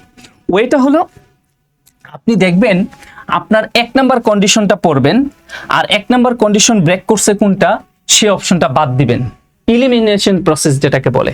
আমি যদি আবারও একটু কন্ডিশনগুলো লিখি, আমার 1 নাম্বার কন্ডিশনে ছিল যে ওই নাইটে ক্লাসের সংখ্যা বড়জোর 2টা হবে, 2, 1 অথবা না হইলেও চলবে। 2 নাম্বার কন্ডিশন যেটা ছিল সেটা ছিল কে এবং এন কোনোভাবেই একসাথে এক রাতে থাকতে পারবে না। 3 নাম্বার কন্ডিশন যেটা ছিল এল নাকি অফকোর্স এল নাকি আমার পি এর আগে থাকতে হবে। লাস্ট ওয়ান 4 নাম্বার কন্ডিশন যেটা ছিল যেখানে যে রাতেই হোক না কেন ও আর পি একসাথে ধূমকেতু দেখবে। এবার 1 নাম্বার কন্ডিশনকে আমরা ধরে কাজ করব, একটা কন্ডিশন দেখব আর ওই কন্ডিশনকে কোন অপশন ব্রেক করছে সেই অপশনটা বাদ দিব। আমার 1 নাম্বার কন্ডিশন কি? সেটা হচ্ছে ওই রাতে আমি বড়জোর 2 জন 2টা ক্লাস অথবা একটা ক্লাস অথবা ক্লাস না হইলেও চলবে, কোনোটাই দেখাবো না। তাহলে এই কন্ডিশন ব্রেক করা মানে কি? যে শিডিউলে 2 এর উপরে ক্লাস আছে ওইগুলা বাদ দেওয়া। তার মানে আমার তো 2 এর উপরে যাওয়া যাবে না 1 নাম্বার কন্ডিশন অনুযায়ী। তাহলে দেখেন কোন শিডিউলে 2 এর উপরে ক্লাস আছে ওইগুলো বাদ দেন, শ্রেণী আছে। তাহলে আপনি দেখেন তো আপনার এইখানে 3টা ক্লাস পড়ে গেল কিনা একসাথে। তার মানে আমি নিঃসন্দেহে বলতে পারি আমার option B 1 number condition break করছে, তাই অপশন বি হবে না আনসার। আচ্ছা বলেন তো এই অপশন বি এলিমিনেট করার প্রক্রিয়াটা কি বুঝছেন আপনারা সবাই? Yes or no? আচ্ছা এবার 2 নাম্বার কন্ডিশনটাকে আমরা একটু দেখি যে আমাদের কোন অপশন 2 নাম্বার কন্ডিশনকে ব্রেক করছে। আমি যেভাবে বলছি ঠিক সেভাবে চিন্তা করবেন কিন্তু। 2 নাম্বার কন্ডিশন বলতেছে কে এবং এন এক রাতে থাকতে পারবে না। তাহলে আমরা অবশ্যই দেখব এই কন্ডিশন ব্রেক করা মানে কি, কে এবং এন একসাথে কোন শিডিউলে আছে। দেখেন তো আপনারাই বলেন তো কোনটা বাদ যাওয়া উচিত? ইয়েস, অপশন সি তে আমরা দেখতে পাচ্ছি কে এবং এন একসাথে আছে। বাই কে এন তো একসাথে থাকার কথা ছিল না, তার মানে আমরা বলতে পারি অপশন সি যেটা সেটা মাস্ট বি আমাকে বাদ দিতে হবে 2 নম্বর কন্ডিশন অনুযায়ী, কারণ 2 নম্বর কন্ডিশনকে কি করছে? ব্রেক করছে। ওকে, দেখেন কত সহজ হয়ে যাচ্ছে কিন্তু। এবার 3 নাম্বার কন্ডিশন, তারা বলতেছে যে পির আগে এল থাকতে হবে, পির আগে এল থাকতে হবে। তার মানে এই কন্ডিশনকে ব্রেক করা মানে কি? পির পরে এল চলে গেছে কোথায়? পি এর পরে এল চলে গেছে কোথায়? সবাই আমাকে বলেন সেটা কোন কন্ডিশন, কোন অপশন? D number option. আমরা একটু ডি নাম্বার অপশনে দেখি তো। এই যে দেখেন পির পরে কে চলে গেছে? এল। কিন্তু এল কোথায় ছিল? থাকার কথা ছিল পি এর আগে। তার মানে আমরা এই জায়গাটার কারণে আমরা অপশন বি 3 নাম্বার কন্ডিশনের কারণে বাদ দিতে পারি। ফাইন। এবার 4 নাম্বার কন্ডিশন, ও এবং পি যেখানে থাক একসাথে থাকবে, ও পি কোনোভাবেই সিঙ্গেলি থাকতে পারবে না। তো কোথায় কোন অপশনে ও পি আলাদা আলাদা আছে সেটাই তো কন্ডিশন ব্রেক করা। কোথায়? এই যে ওপি তো ভাই একসাথে থাকার কথা ছিল না, ওপি আমাদের এইখানে। তাহলে অপশন ই আমাদের 4 নাম্বার কন্ডিশনকে ব্রেক করছে। আর কোন অপশন বাকি আছে? অপশন এ বাকি আছে। ওইটা আর দেখারই দরকার নাই যে আমার শিডিউল ঠিক আছে কিনা, এটা এমনি আনসার। এবার আপনাদের একটা মজার কথা বলি। আমি বলছিলাম না যে বড়জোর 2, এই কথার অর্থটা কি? এই কথার অর্থ হচ্ছে আপনার 2 অথবা 2 এর কম 1 অথবা সেটা 2ও হইতে পারে, 1ও হইতে পারে, 0ও হইতে পারে। দেখেন তো অপশন এ যেটা আনসার সেটা আমার থার্সডেতে কাউকেই দেখাই নাই, আর খালি রয়ে গেল না। এবার আমার কথা বিশ্বাস হয়েছে যে হ্যাঁ এটাও তো আসলে এটা কখনোই ভাবি নাই। ইয়েস, অ্যানালিটিক্যাল অ্যাবিলিটি, পাজল যারা সলভ করতে পারে তাদের আইকিউ কিন্তু বেশ শক্ত এবং তারা খুব যৌক্তিক মানুষ। ম্যাথমেটিক্স আমরা এক টানে একদিকে যাই, কিন্তু পাজল সলভ মানে 360 ডিগ্রি অ্যাঙ্গেলে চিন্তা করা। তার মানে দেখেন আপনি এইগুলো যদি প্র্যাকটিস করেন তাহলে জীবনে কোথাও খুব কম সুযোগ থাকবে যেখানে আপনি ভুল করবেন। তো এই জিনিসগুলো কিন্তু খুবই জরুরি। এখন সিলেবাসে এগুলো অ্যাড করা মানে হলো এখন প্রকৃত মেধাবী খুঁজে পাওয়া যাবে, এটা সত্য কথা। কেউ আবার রাগ করতেও পারেন, এটা সত্য কথা কিন্তু। আচ্ছা আসেন, মজা পাইলাম না এই বিষয়টা আনসার করে? খুব কি খারাপ লাগছে কারো? এখন কখন? এইগুলা আপনি তখনই ভালো পারবেন যখন প্রচুর প্র্যাকটিস করবেন। এগুলা দেখেন, সামান্য কিছু টিক্স আমি বলে দিচ্ছি, খুব বেশি কিছু না, হিউজ কোনো টিক্স না, সামান্য কিছু টিক্স। এই টিক্সগুলো অ্যাপ্লাই করলে এবার আপনি জাস্ট আপনার হাতে যে এলিমেন্ট আছে, যে ইনগ্রেডিয়েন্টগুলো আছে, যে বই পুস্তকগুলো আছে, এগুলা ব্যবহার করলে জাস্ট প্র্যাকটিস করে যান। পরীক্ষায় কোনোদিনই অ্যানালিটিক্যাল অ্যাবিলিটির এই পাজল টাজল কমন পারাইতে পারবেন না। তার মানে আপনি ওয়েটা জেনে গেলেন, জাস্ট এইবার আপনার রিডিং ক্যাপাসিটি কেমন, মিনিং কেমন ধরতে পারেন, এইবার জাস্ট বুঝে আনসার করে আসতে পারবেন। সব করার দরকার নাই, পরীক্ষার হলে সব পারাও যায় না, মিনিমাম যতটুকু পারা যায়। আসেন আমরা তাহলে আরো একটা কোয়েশ্চেন দেখি, তারপরে আমি একটা কোয়েশ্চেন দেখাইছি, এই কোয়েশ্চেনটা দেখায় তারপরে সাথে সাথে আমরা আরেকটা টপিকে চলে যাব। ওকে, মূল ক্লাসগুলোতে আমরা আরো সময় নিব, আরো অনেকগুলো পাজল দেখাবো। দেখেন আরেকটা কোয়েশ্চেন, ইফ যদি L view the comet on Wednesday, আপনি যদি ওয়েন্সডেতে এল কে রাখেন, মানে ওয়েন্সডেতে এল দেখবে, তাহলে which of the following must be true, তারা নিচের কোনটা অবশ্যই সত্য। আমি কিন্তু আপনাদের লিখে দেবো যে মাস্ট বি টু মানে হলো আনসার একটাই হইতে হবে, আর can be two, could be two, shall be two, may be two, might be two, will be two, would be two, এদের আনসার দুইটা হয়, হতেও পারে নাও হতে পারে। এরকম ক্রিটিক্যাল কিছু কিছু জিনিস কিন্তু আমরা লিখে দেবো। আমাদের সাথে মনে হয় অনেকে অনলাইনেও আছেন, লাইভেও আছেন, আমি অনেকক্ষণ যাবো দেখছি না। আচ্ছা বলেন তো তাহলে কি হইতে পারে আনসার? আমি আবারও কন্ডিশনগুলো এখানে লিখে দেই, কন্ডিশনগুলো এখানে লিখে দেই। এক নম্বর কন্ডিশনে আমাদের কি ছিল? এক নম্বর কন্ডিশনে ছিল হচ্ছে এন, এই যে এখানে বলাই আছে, ওই নাইটে ক্লাস যারা দেখবে বড় জোর দুইটা দেখতে পারবে, দুইয়ের কমও হইতে পারে, এক হইতে পারে, শূন্য হইতে পারে। দুই নম্বর কন্ডিশন কে এবং এন একসাথে থাকতে পারবে না। তিন নম্বর কন্ডিশন হচ্ছে আমাদের এল অবশ্যই আগে থাকতে হবে পি এর। চার নম্বর কন্ডিশন হচ্ছে ও পি একসাথে থাকতে হবে। এবার আপনি নিজ দায়িত্বে কি হতে পারে আনসারটা, শিডিউলটা আপনি সাজাইতে পারেন। আমি শিডিউলটা একটু বলে দিই আপনার। তারা বলছে মানডে, তারপরে টুয়েসডে, তারপরে ওয়েডনেসডে, তারপরে থার্সডে। এবার আপনি চিন্তা করেন যে কোথায় এল কে রাখতে বলছে। এবার দয়া করে নিজেরা একটু খাতায় এল কে ওই জায়গায় রাখেন, রাখে এবার চিন্তা করেন। এই ধরনের কোয়েশ্চেনগুলো আনসার করার বা আপনাদের বোঝানোর টিক্স কিন্তু এইগুলাই, যে আমি আপনাদেরকে কিছু সময় দিব, আপনারা নিজেরা একটু চিন্তা করবেন, যার যেটা আসবে সেটা আমরা নিব আনসার, তারপরে আমি ব্যাখ্যা দেব। তো ওই প্রসিডিওরে কিন্তু এগুলো আগাইতে হয়। ভাবেন,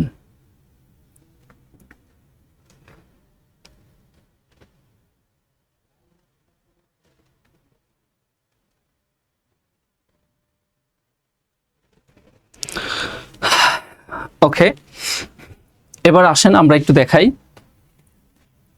অনেকে হয়তো অপশন ডি আনসার করেছেন, আচ্ছা দেখি। তো দেখেন তারা বলতেছে যে if class L view the comet on Wednesday, তাহলে ওয়েডনেসডেতে এল কে রাখেন। এবার আপনারাই বলেন তো, এল কে বসানোর সাথে সাথেই কি আমরা এইটা ভাববো না যে এল কে নিয়ে কোনো কন্ডিশন আছে কিনা? আপনারাই বলেন এল কে নিয়ে কোনো কন্ডিশন আছে কিনা? অনেকে ডি বলছেন আনসার, বলেন তো এল কে নিয়ে কোনো কন্ডিশন আছে কিনা? জি স্যার, আছে তো। এল এর আগে পি থাকতে হবে, তাহলে এল এর আগে তো আমার এখানে থার্সডে ডেটে আছে, আর কোনো দিন কি আছে? আর কি সম্ভব? তাহলে আমি পি কে এইখানে বসাইতে বাধ্য কিনা বলেন তো? ইয়েস। এবার বলেন পি যে বসাইলাম, পি নিয়ে কি কোনো কন্ডিশন আছে আমাদের? দেখেন তো পি নিয়ে কি কোনো কন্ডিশন আছে? তার মানে যেখানেই পি সেখানেই ও, তার মানে ও পি একসাথে থাকতে হবে। এইবার আপনি একটু আনসার করার চেষ্টা করেন যে তাহলে কি হইতে পারে, কোনটা হবে? অপশন ডি তে কি বলছে দেখেন, পি ভিউস মানডে, ডি যেটা বলতেছে class O view the comment on Thursday. Yes, O অবশ্যই থার্সডে হইতে হবে, কারণ পি যেখানে সেখানেই ও, যেহেতু পি থার্সডে সুতরাং ও থার্সডেই হবে, আর এইটাই হবে আমাদের এখানে কি মাস্ট বি টু। আচ্ছা খুব কি কঠিন লাগছে বলেন তো? মানে খুব কি উইয়ার্ড ফিল করছেন? অনেকে হয়তো কিছুটা। আচ্ছা এবার আপনাদের আমি আরেকটা টপিকে নিয়ে যাই, যদিও এখানে আরো কিছু কোয়েশ্চেন আছে, যেমন এই একটা কোয়েশ্চেন আছে, তারপরে এখানে আরো একটা এই কোয়েশ্চেন আছে। আচ্ছা একটা মজার কোয়েশ্চেন এখানে দেখাই, যে এটাই যেমন লাস্টেরটা, এটা কি হইতে পারে আনসার? আপনি একটু দেখেন প্রশ্নটা একটু আমি বলে দিচ্ছি। Which of the following must be true of any viewing schedule. তাহলে নিচের কোনটা অবশ্যই সত্য? আমি আপনাকে একটু সময় দিলাম যে একটু পড়েন। তারা বলছে which of the following must be true of any viewing schedule. নিচের যে শিডিউলটা দেখতে পাচ্ছেন এই শিডিউলের কোন শিডিউলটা অবশ্যই টু, মাস্ট বি টু?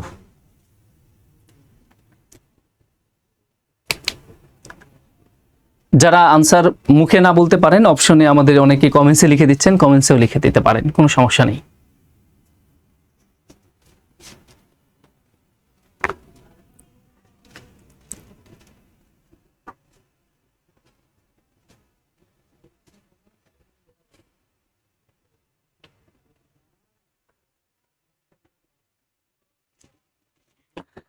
ওকে, আচ্ছা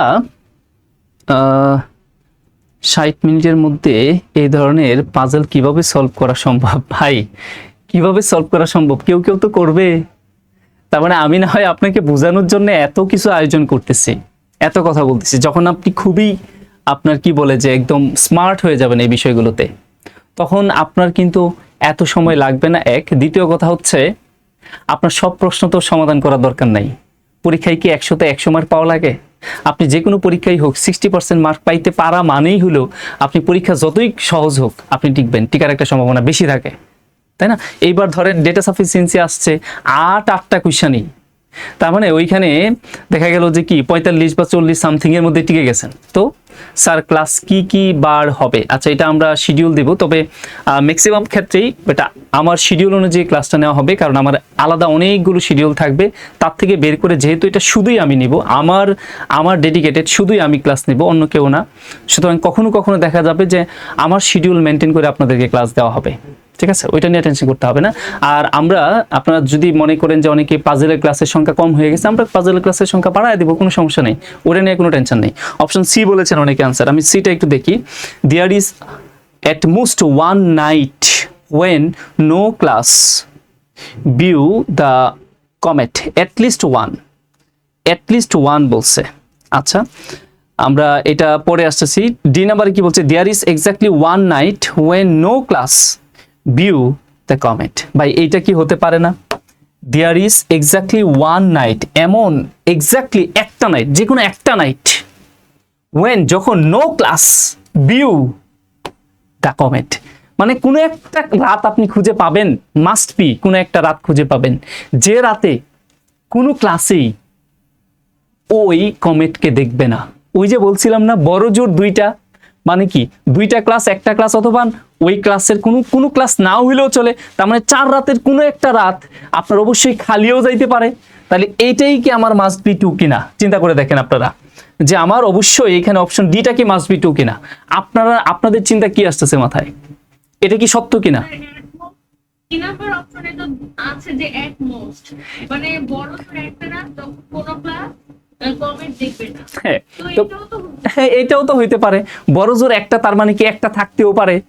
আর আমি বলতেছি আমার জন্য এটা তো ক্যান বি টু, এটা তো ভাই ক্যান বি টু। আপনাদের মাথায় আসতেছে কিনা যে এটা কি ক্যান বি টুর আনসার কিনা? ভালো করে চিন্তা করে দেখেন তো এটা ক্যান বি টু কিনা। এই কথাটা আমার তো বলছে মাস্ট বি টু হইতে হবে। এই ধরতে পেরেছেন যে এটা ক্যান বি টু? তাহলে এখানে বলতেছে একটা থাকতে পারে, ভাই আমার তো ওইখানে বলা আছে দুইটা, একটা অথবা না হইলেও চলে, কিন্তু আমাদের মাস্ট বি টু কি? এটা কিন্তু মাস্ট বি টু না। এইটা আমরা ডি যেটা দেখতে পাচ্ছি সেটা হচ্ছে এক্স্যাক্টলি একটা রাত যেখানে কোনো ক্লাসই থাকবে না। হ্যাঁ এটা সত্য, এটা এবং মাস্ট বি টু। আর ওখানে তো ভাই আরেকটা আছে, একটা না থাকলে একটা থাকবে, তার মানে ওইটা কি বলছে? এক অথবা শূন্য, তো ওটা ভাই ক্যান বি হইতে পারে, মাস্ট বি আমাদের কিন্তু অপশন ডি। বুঝা গেল? ক্লিয়ার? কোনো কনফিউশনই লাগছে। আচ্ছা আমাকে বলছে যে which of the following must be to any of the viewing schedule. নিচের কোন শিডিউলটা আপনার কাছে মাস্ট বি টু? এখন আপনি যে বললেন সি, সিতে কি বলছে? There is at most one night when no class view the comet. এখানে একটা রাত কমপক্ষে পাবেন যে রাতে আপনার কি হবে? ওয়েন যেখানে নো ভিউস, এট মোস্ট একটা রাত পাবেন। তার মানে বড় জোর একটা রাত, মানে কি একটা রাত পাইতেও পারি, আবার কি কোনো রাত নাও পাইতে পারি। এটা বোঝাচ্ছে না বড় জোর একটা রাত।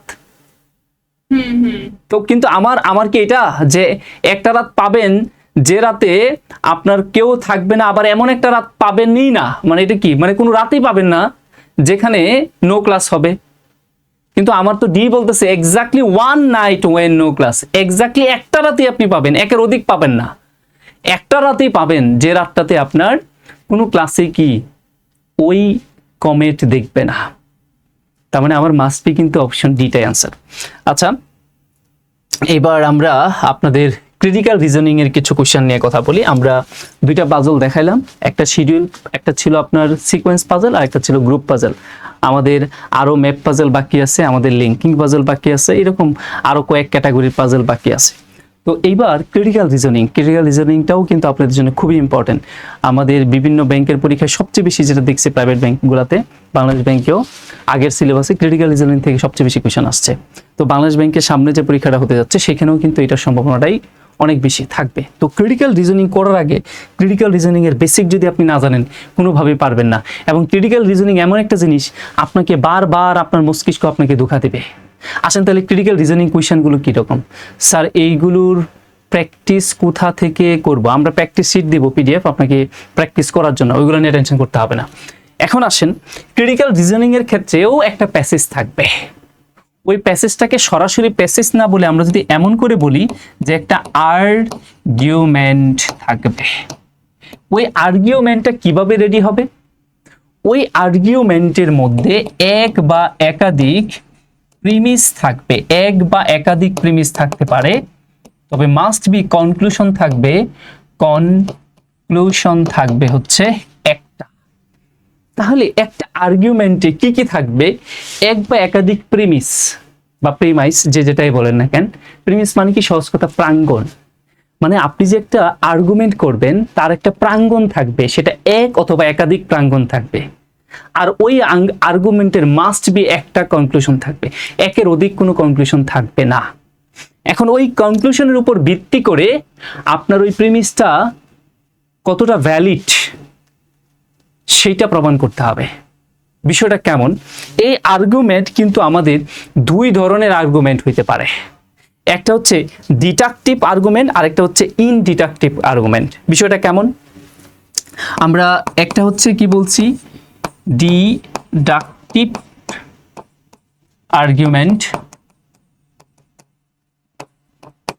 এই ডিডাকটিভ আর্গুমেন্টটা বিষয়টা কেমন সেই জিনিসটা, এটা যদি আপনি ক্লিয়ারলি না বুঝেন তাহলে বুঝতে পারবেন না। এই ডিডাকটিভ আর্গুমেন্টটা হচ্ছে এরকম, যদি আমি বলি যে man is mortal, I am man, so আমরা এটা বলতে পারি, so I am a man, so I am mortal. মানে বিষয়টা কেমন? এখানে দেখেন আপনি দুইটা আর্গুমেন্ট পাচ্ছেন। একটা হচ্ছে আমার একটা আর্গুমেন্ট যেটা, সেটা হচ্ছে এখানে দুইটা প্রিমিস পাচ্ছেন একটা আর্গুমেন্টের, এইখানে এই অংশটুকু হচ্ছে প্রিমিস, আর আর্গুমেন্টার কনক্লুশন কোথায় থাকে? মাস্ট বি দেখবেন so, thus that, as a result, hence, এই সকল যে শব্দ আছে তারপরে যেটা থাকে সেটাই হচ্ছে তার কনক্লুশন। তাহলে সো আই এম মর্টাল, তাহলে আমার কনক্লুশন হচ্ছে এটা।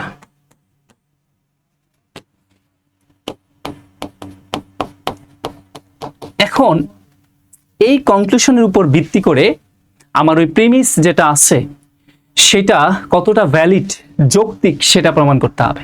এখন ডিডাকটিভ আর্গুমেন্ট তাহলে কাকে বলে? যদি আপনার এমন হয় যে প্রিমিসটা সত্য, তাহলে মনে রাখবেন কনক্লুশনটা মাস্ট বি ট্রু। মানে আমার এই প্রিমিসটা যদি সত্য হয়, ডিডাকটিভ আর্গুমেন্ট মানে হচ্ছে এইটা যে আমার প্রিমিস যদি সত্য হয় তাহলে আমার কনক্লুশনটা মাস্ট বি ট্রু। তার মানে প্রিমিস ট্রু মানেই হলো প্রিমিসটা ট্রু, তার মানে আমার কনক্লুশন মাস্ট বি ট্রু। তো বিষয়টা কেমন? মানুষ মরণশীল, আমি একজন মানুষ, তাই আমিও মরণশীল। তাহলে বলেন আমার প্রিমিসটা সত্য, আমার কনক্লুশনটাও কি সত্য না? মিথ্যা মনে হচ্ছে আপনার কাছে? যে আমরা সবাই তো জানি মানুষ মারা যাবে, মানুষ মরণশীল, তাহলে আমি একজন মানুষ, তার মানে কনক্লুশনটা কি আমিও মরণশীল? তার মানে এটা তো সত্য, আমার প্রিমিস সত্য, আমার কনক্লুশনও কি সত্য। এইবার বলতে পারেন তাহলে ইনডিডাকটিভ আর্গুমেন্ট কেমন? আসেন তাহলে আমরা সেটা নিয়ে একটু কথা বলি যে ইনডিডাকটিভ আর্গুমেন্টটা বিষয়টা কেমন। আমি তারপরে বলতেছি, আপনারা তো এটা বুঝছেন যে একটা আর্গুমেন্টে এক বা একাধিক প্রিমিস থাকবে, একটা কনক্লুশন থাকবে, আর কনক্লুশনটা কোথায় পাওয়া যায়? ওই যে সকল শব্দ বললাম, so, hence, as a result, hence ইত্যাদি আরো কিছু শব্দ আছে, এদের পরে কনক্লুশন পাওয়া যায়, আর কনক্লুশন একটাই হবে। এবার ইনডিডাকটিভ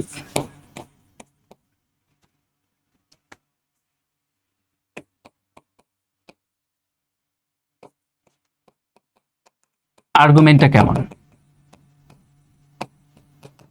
ইনডিডাকটিভ আর্গুমেন্টের বিষয়টা হচ্ছে এরকম, এটা একটু ক্রিটিক্যাল আপনার কাছে মনে হবে। তো সেই ক্ষেত্রে আমরা যদি বলি এমন যে ধরেন সাম, আমি সহজ করে উদাহরণটা দেওয়ার জন্য এটা বললাম যে আমি কালারটা চেঞ্জ করে নেই,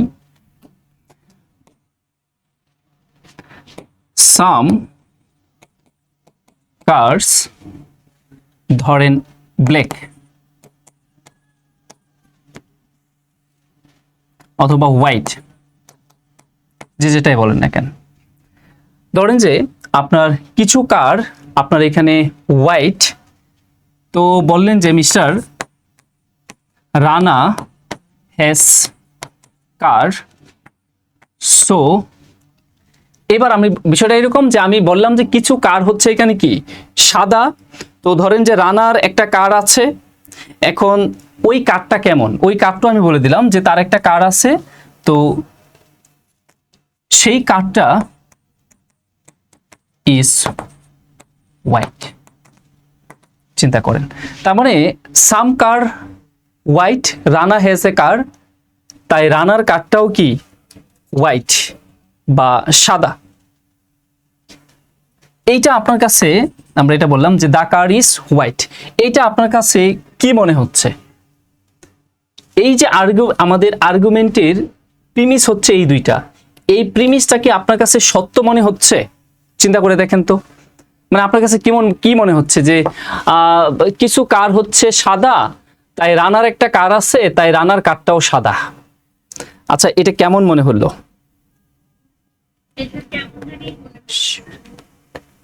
তার মানে এই ইনডাকটিভ আর্গুমেন্ট যেগুলো আছে,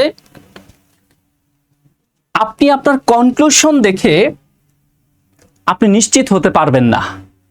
কনক্লুশন দেখে নিশ্চিত হতে পারবেন না বিষয়টা কেমন? আচ্ছা, আপনি বলা হইলো যে কিছু কার এখানে হোয়াইট, তাই রানার একটা কার আছে, তাই রানার গাড়িটাও সাদা। তো আপনি কি কোনোভাবে আপনার কনক্লুশনটা দেখে শিওর হইতে পারছেন? বিষয়টা কি এমন না যে you cannot be sure about your conclusion, মানে আপনি আপনার কনক্লুশনের উপর দেখে শিওর হইতে পারছেন না, এটা কোনোভাবে সম্ভব না। এখন এই জায়গায় চিন্তা করে দেখেন তো, এই যে সাম যে জায়গাটা আছে, এই সামের রিপ্লেসমেন্টে এমন কিছু বলা যায় কিনা যেটা বললে, যেটা আপনার কাছে ইনভ্যালিড মনে হচ্ছে, এই ইনভ্যালিড বিষয়টাকে আপনার এই কনক্লুশন দ্বারা ভ্যালিড করে ফেলতে পারবেন। দেখেন আপনার কাছে এটা পুরাটাই কি মনে হচ্ছে? ইনভ্যালিড।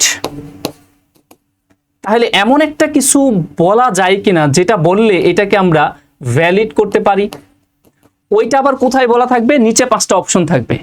ওই 5টা অপশন দেখে আপনার, বা ওই 5টা অনুমানকে দেখে বা কনক্লুশনকে দেখে আপনার বলতে হবে যে এই প্রিমিসটা যেটা আমার কাছে ইনভ্যালিড মনে হয়েছে সেটাকে ভ্যালিড করা যায়।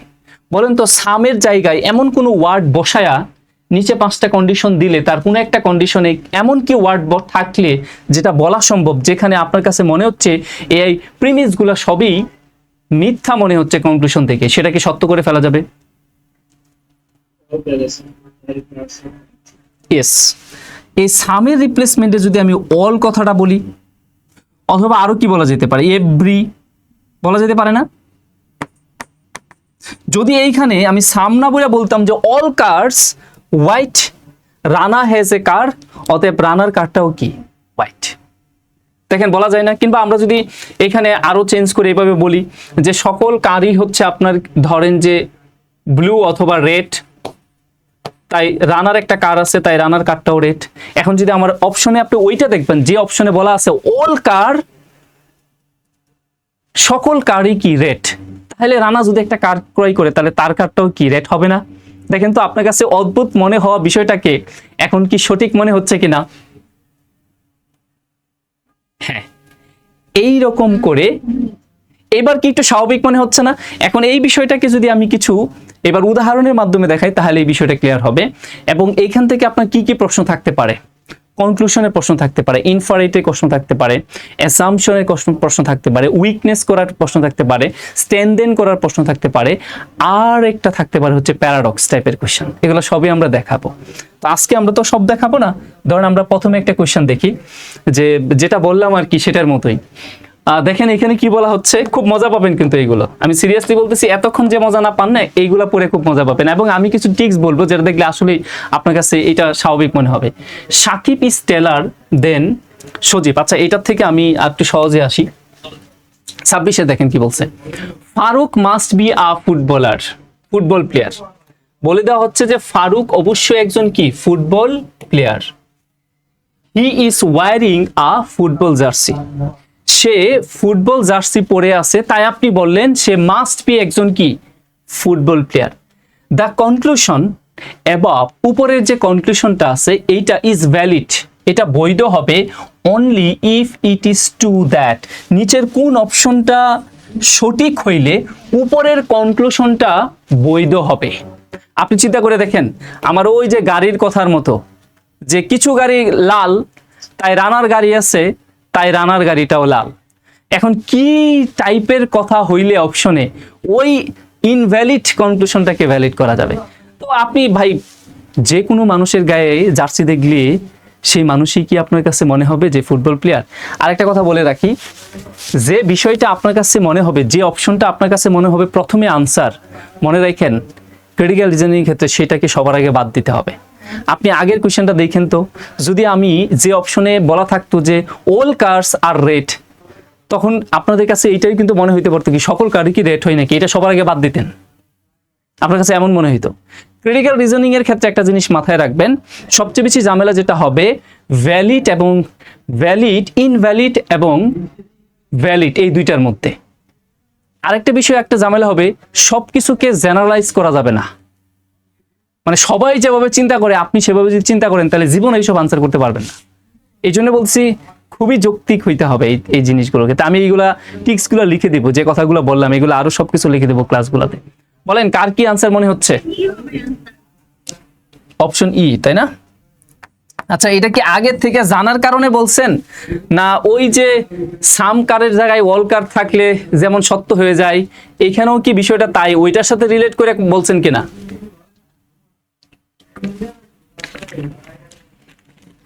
দেখেন উপরে ফারুক মাস্ট বি একজন ফুটবলার, কারণ সে কি পরে আছে, জার্সি পরে আছে। এখন বিষয়টাকে কি সত্য এমন করা যায় না যে অল ফুটবলার, সকল ফুটবলারই ওয়ার ফুটবল জার্সি, সকল ফুটবলাররাই কি করে ফুটবল জার্সি পরে। তাই আমরা বলতে পারি যে ওইখানে যে ফারুক জার্সি পরে আছে তাই ফারুক একজন ফুটবলার, এটা দিয়া বলতেছেন যে এটা আনসার হইতে পারে। আচ্ছা এখন অন্যগুলার কথা চিন্তা করে দেখেন, আপনার কাছে কিন্তু অনেকেরই মনে হবে যে এখানে তো সবই আনসার হইতে পারে, এমনও কিন্তু অনেকের কাছে মনে হচ্ছে। এখন এই টাইপের কোয়েশ্চেন আনসার করার কিছু টিক্স আছে, সেই টিক্সগুলো হলো কি, যে যেমনটা ম্যাডাম বললো যে অনলি দিয়া যেটা থাকবে অপশন সেটি আনসার হয়। কেন হয়? এখন উপরে যদি এমনটা বলা হইতো, আপনার প্রশ্নের বাহিরে কোনো চিন্তা আপনি আলাদা করে আমদানি করতে পারবেন না, তাহলে কিন্তু এগুলো আনসার করতে পারবেন না, আপনার প্রশ্নের ভিতরে থেকে আনসার করতে হবে। তার মানে প্রশ্ন যদি এমনই হয় যে সকল ফুটবলাররা, সকল যারা ফুটবলার তারা কি পরে, জার্সি পরে, তার মানে যে জার্সি পরে আছে সে অবশ্যই ফুটবলার বলা যায় কিন্তু। আচ্ছা তো এই হচ্ছে আপনার কনক্লুশন টাইপের এইরকম কিছু কোয়েশ্চেন আরো পাবেন। যেমন আমরা আরো একটা কোয়েশ্চেন বললাম যে medical doctor asks his patient, একজন মেডিকেল ডক্টর তার পেশেন্টকে জিজ্ঞেস করলো do you have high pressure, আপনার কি হাই প্রেশার আছে? The patient replied I have not seen a doctor, আমি কখনোই কোনো ডাক্তার দেখাই নাই। তাকে প্রশ্নটা করা হয়েছে কি যে আপনার কি কোনো ব্লাড প্রেশার আসে, আনসারটা কি হওয়ার কথা ছিল আছে অথবা নাই, কিন্তু তা না দিয়ে সে অন্যভাবে বলছে যে ভাই আমি এই পর্যন্ত কখনোই কোনো ডাক্তার দেখাই নাই। এরকম কিছু অদ্ভুত মানুষ আছে দেখবেন, সবসময় পেঁচিয়ে গুছিয়ে কথা বলে। হ্যাঁ, এখন বলতেছে what can be concluded from the above conversation. তাহলে নিচের উপরের কনভারসেশনটাকে নিচের কোন অপশনটা আপনার কি করে, মানে একটা উপসংহার টানে। এই যে বললো আপনার কাছে জানতে চাইলো আপনার কি ব্লাড প্রেশার আছে কিনা, আপনি বলে দিলেন আমি এখন পর্যন্ত কখনোই ডাক্তার দেখাই নাই, কি হইতে পারে? আরেকটা অপশন মনে হয় আছে, ই অপশন গেল কই, না চারটাই ছিল, কার কি মনে হচ্ছে?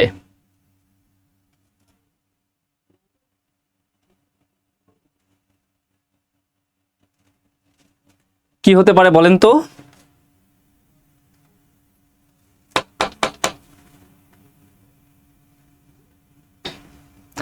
আচ্ছা, আমরা অপশন এ তে দেখি কি বলছে, the patient does have high blood pressure. বা ও তো কোনো উত্তরই দেয় নাই, আমার এটা হইতে পারে না। The patient has high blood pressure, পেশেন্টের হাই ব্লাড, সে তো কোনো উত্তরই দিছিল না ডিরেক্টলি। তার মানে having high blood pressure is normal না। The patient did not answer the question directly, উত্তরটা কি এটা হইতে পারে না যে পেশেন্ট সরাসরি কোনো উত্তর দেয় নাই? বিষয়টা কি তাই কিনা, যে সে বলল যে আমি কোনো ব্লাড প্রেশার কোনো ডাক্তার দেখাই নাই, তার মানে সে কি সরাসরি কোনো আনসার দিছে? না। তার মানে আসলে আমরা আনসারটা কি বলতে পারি? Option D, the patient did not answer the question directly, সে সরাসরি কোনো প্রশ্নের উত্তর দেয় নাই। ওকে, এরকম আরো কোয়েশ্চেন আছে এখানে দেখেন। আমি এইগুলা আজকে সব ব্যাখ্যা না করে এবার আপনাদের আরেকটা সেকশনে নিয়ে যাই, সেটা হচ্ছে ডেটা সাফিসিয়েন্সি। তারও আগে লজিক্যাল রিজনিং এর একটা কোয়েশ্চেন দেখায়নি, কয়েকটা কোয়েশ্চেন দেখাই। এবার সিনিয়র অফিসারে কিন্তু এই লজিক্যাল রিজনিং থেকে মনে হয় 2-এর অধিক কোয়েশ্চেন আসছে, আমি দেখাবো আজকে এখানে আছে। ওই লজিক্যাল রিজনিং গুলো আসলে কেমন সেটা একটু দেখেন। তো এখানে দেখেন তারা বলতেছে যে একটা আমাদের ট্রায়াঙ্গেল, একটা ত্রিভুজ, সেই ত্রিভুজটা আবার উল্টা এইরকম করে আছে, তো তার ভিতরে একটা এক্স আছে চলক। তো এটার ভিতরে এই এক্স কি প্রডিউস করে, তার উপর একটা বর্গ করে, আর বর্গ থেকে এক্স নিজে বিয়োগ হয়ে যায়। এটা একটা ফাংশনের মতো কাজ করবে। লজিক্যাল রিজনিং, সম্পূর্ণ যৌক্তিক। তার মানে আপনি এই শেপের ভিতরে আপনি এখন যাই বসান না কেন, শেপটা আমার উল্টা খোঁজা যাচ্ছে, এই শেপের ভিতরে যদি আপনি 2 বসান, তাহলে আপনার কি আনসার প্রডিউস করার কথা? 2 স্কোয়ার মাইনাস 2, তার মানে 4 মাইনাস 2, দ্যাট মিনস আনসারটা 2 হওয়ার কথা না? কথা বলেন। আচ্ছা, এখন তারা বলতেছে ফর অল হোল নাম্বারস, মানে এই যে এক্স এগুলা হচ্ছে হোল নাম্বার সবগুলাই, ঠিক আছে, পূর্ণ সংখ্যা। এখন দেন তাহলে তারা বলতেছে যে এরকম করে কয়টা ত্রিভুজ দিছে, খেয়াল করে দেখেন 2টা ত্রিভুজ দিছে। আমি একটু আলাদা করে আঁকি কালারিং করে। এই একটা ত্রিভুজ, আবার এই আরেকটা ত্রিভুজ।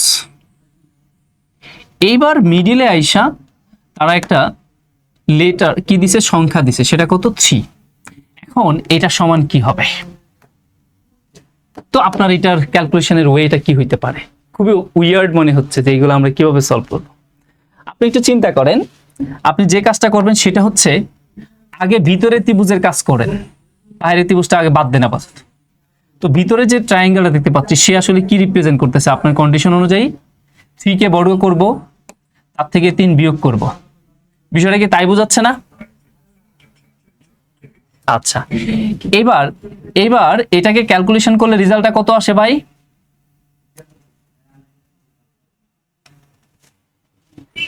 3 3 9, 6, তাহলে তার রেজাল্ট। এবার আপনি আবার এটার উপর আরেকটা কি দিলেন? ট্রায়াঙ্গেল দিলেন, তার মানে এবার আর 3 নাই। 3 এর রেজাল্টটা কি পাইছেন বলেন তো? 3 এর রেজাল্টটা কি পাইছেন? 6 পাইছেন। এবার এখানে 6 বসায় দেন। যদি 6 বসিয়ে দেন তাহলে কি আসতেছে? 6 স্কোয়ার মাইনাস 6, 6 6 36 মাইনাস 6, তার মানে কি 30। এই মজা লাগলো না? সম্পূর্ণই একটা অন্যরকম বিষয় না? ক্লিয়ার? আচ্ছা, তাহলে এই যে লজিক্যাল রিজনিং টাইপের কোশ্চেন কিন্তু আপনাদের এখন কেউ মনে করতেন এইগুলা কি পরীক্ষায় আসার মতো কোশ্চেন নাকি? এগুলো আবার কেমন টাইপের কোশ্চেন?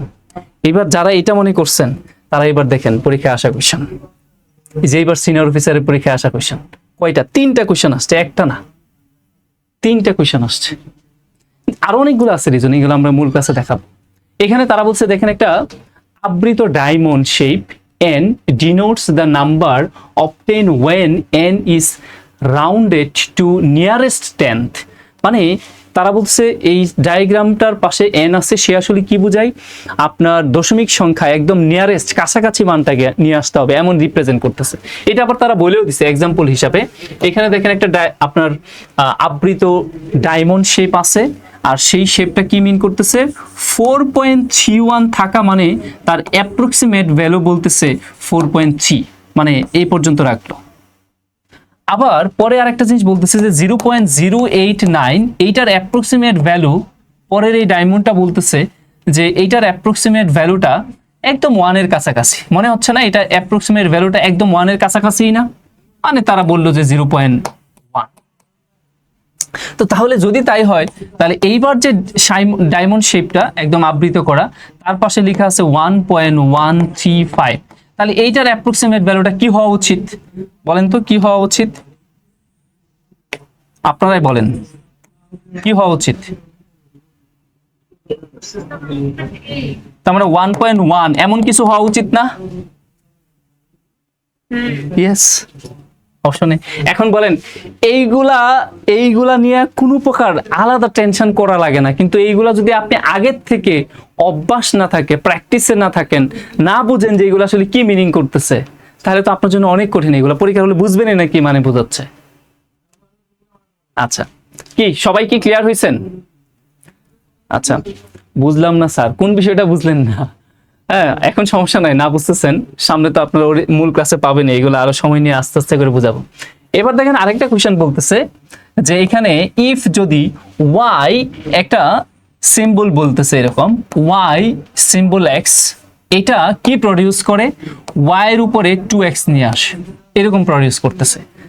তার মানে y এর উপরে 2x, তো না y এর উপরে, তার মানে এটা সিম্বলটা y symbol x equal y to the power 2x। তার মানে আপনি কি বুঝতেছেন যে এই টাইপের যাই থাকুক, প্রথমে যে আছে প্রথম পজিশন, তার উপরে একটা 2 পাওয়ার আসবে, আর দ্বিতীয় পজিশন সেই 2 এর সাথে গুণ হবে, এইরকমই তো মিন করতেছে। এখন y আর x এর জায়গায় যা থাকবে ওইখানেও তাই হবে। তাহলে এইবার আমার বলতেছে অল পজিটিভ ইন্টিজার, x এবং y এর ভ্যালু সবসময় পজিটিভ ইন্টিজার হবে, মানে ধনাত্মক পূর্ণ সংখ্যা হবে। এবার দেন তাহলে আমার যদি y এর রিপ্লেসমেন্টে y না বলে আমি 3 বলি, আবার এই সিম্বলটা বলি, আবার x এর রিপ্লেসমেন্টে 4 বলি, তারপরে ব্র্যাকেট দিয়া আবার একটা সিম্বল বলে দিলাম, দিয়া তারপরে আমি 2 দিলাম, তাহলে কি ডেলিভারি করবে? আপনি ঠান্ডা মাথায় চিন্তা করেন আমার কি করতে হবে। আমার প্রথমে এই ব্র্যাকেটের কাজ শেষ করি, এই ব্র্যাকেটের অংশটুকু করি।